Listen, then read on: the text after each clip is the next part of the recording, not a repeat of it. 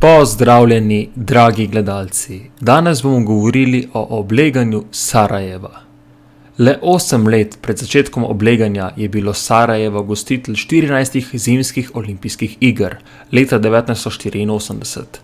Prvih olimpijskih iger na tleh nekdanje Jugoslavije in prve v socialistični državi.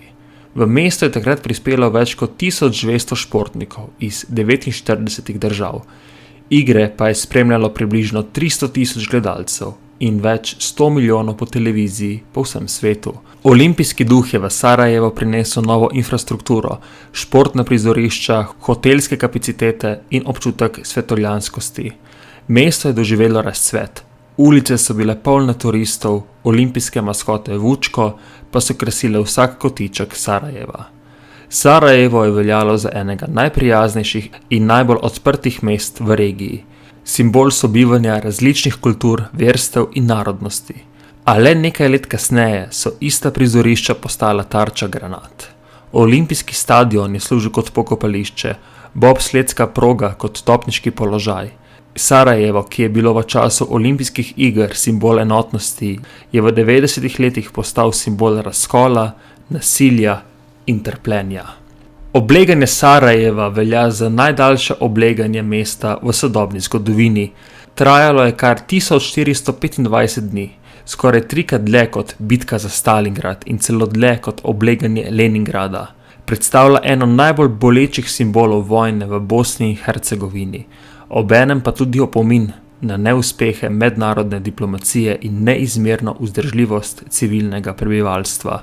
Po razglasitvi neodvisnosti Bosne in Hercegovine aprila 1992 so srbske sile sprva pod poveljstvom Jugoslovanske ljudske armade, kasneje pa pod vojsko Republiko Srpske obkolile glavno mesto Sarajevo.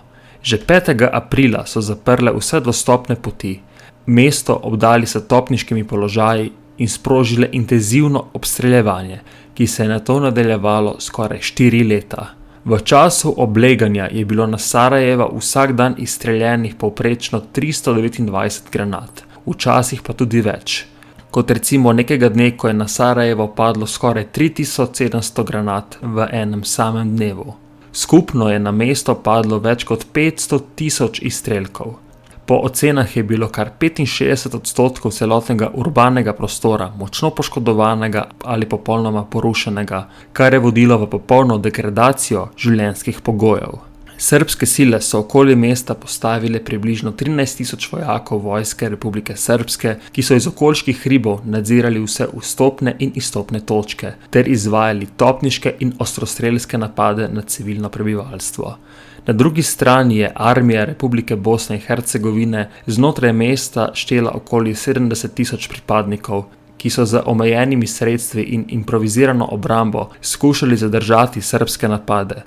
Kljub temu, da niso mogli preprečiti obstreljevanja, jim je uspelo zadržati urbano jedro in preprečiti popoln zlom obrambne črte. Ena izmed najbolj zastrašujočih oblik napada so bili ostrostrelci. Ti so nadzorovali številne ključne mestne ulice, med njimi zloglasno Sniper Alley, kjer so prebivalci vsakodnevno tvegali življenje, že s tem, da so prečkali cesto. Med simboli te tragedije je tudi zgodba o mlademu paru Admiri in Bošku, ki sta bila ustreljena med poskusom pobega iz obkoljenega mesta. Njuna smrt je postala simbol tragične usode Sarajeva. V času obleganja je življenje izgubilo približno 14.000 ljudi, med njimi več kot 5400 civilistov in več kot 1600 otrok. Skoraj 50.000 ljudi je bilo ranjenih. Po podatkih UNICEF-a je kar 90% otrok v mestu večino časa preživelo v zakloniščih. Skoraj polovica pa jih je bila neposredno izpostavljena bombnim napadom in ostrostrelskemu ognju. Psihološke posledice za generacijo, ki je odraščala med vojno, so bile izjemno hude in dolgotrajne. Za vojaško operacijo obleganja Sarajeva so bili odgovorni številni visoki oficirji.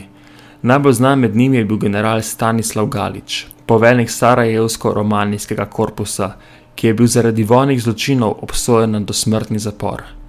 Njegov naslednik Dragomir Milošević je bil prav tako obsojen in sicer na 29 let zapora. Začetne vojaške operacije pa je vodil general Milutin Kukanjec iz JLA, preden je nadzor nad mestom prevzela vojska Republike Srpske. Na Mednarodnem kazenskem sodišču za nekdanjo Jugoslavijo so bili ti in drugi poveljniki spoznani za krive vojnih zločinov, predvsem zaradi sistematičnega obstreljevanja civilnih ciljev in napadov na humanitarna območja.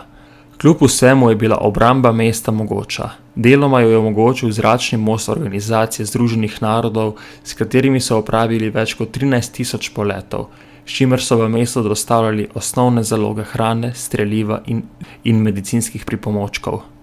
Ključno vlogo je odigral tudi skrivni tunel Dobrinja-Butmir, skozi katerega so se prebivalci lahko gibali pod sovražnim nadzorom in vsaj minimalno komunicirali z zunanjim svetom.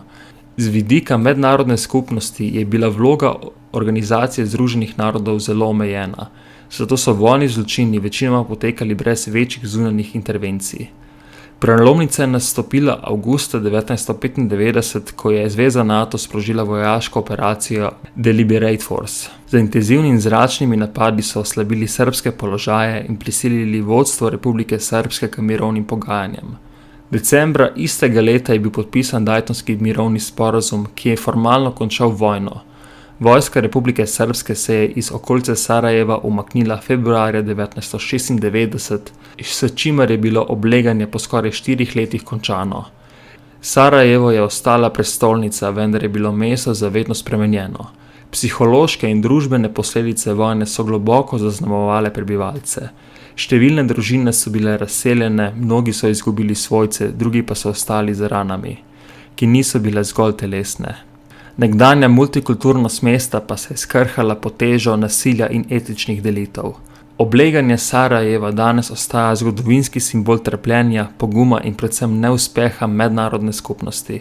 Mesto, ki je kljubovalo vsakodnevnemu uničevanju, predstavlja opomin, da lahko svetovna brezbrižnost vodi v humanitarno katastrofo in da je pogosto prav volja ljudi, njihova odločnost in pogum tisto, kar na koncu odloči o preživetju.